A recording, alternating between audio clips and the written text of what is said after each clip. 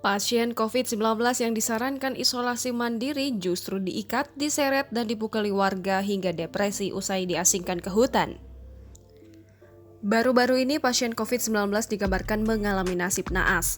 Bernama Salamat Sianipar, pasien COVID-19 itu dianiaya warga usai disarankan isolasi mandiri oleh pihak kesehatan. Ya, mengalami gejala ringan COVID-19, Salamat akhirnya diminta untuk isolasi di rumah. Entah apa yang dipikirkan warga setempat, Salamat justru ditolak dan dianiaya usai tiba di rumah. Pada Minggu 25 Juli 2021, video penganiayaan warga terhadap Salamat pun kini viral. Dikonfirmasi ponakan Salamat yang bernama Joshua Lubis, ia menjelaskan awal mula kejadian ini terjadi saat pamannya kehilangan indera perasa dan penciuman. Setelah melakukan pemeriksaan, Salamat diminta untuk kembali ke rumah dan melakukan isolasi. Sayangnya, aparat desa justru menempatkan pamannya di sebuah gubuk di dalam hutan yang berada jauh dari desa.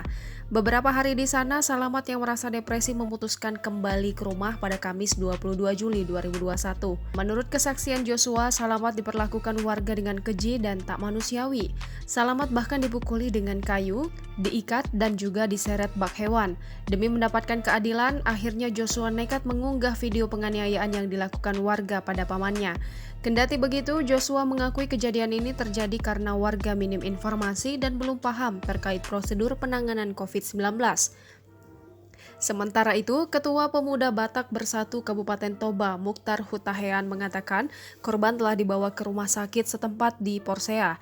Akibat kejadian ini, Bupati Kabupaten Toba, Pol Taksitorus, angkat bicara. Menurut kesaksiannya, saat ini kondisi pasien COVID-19 asal desa Pardomuan Silain, Toba, Sumatera Utara telah dibawa ke rumah sakit. Menurut Sitorus, Salamat saat ini sudah cukup baik dan telah dirawat di RSUD Porsea sejak Sabtu 24 Juli 2021.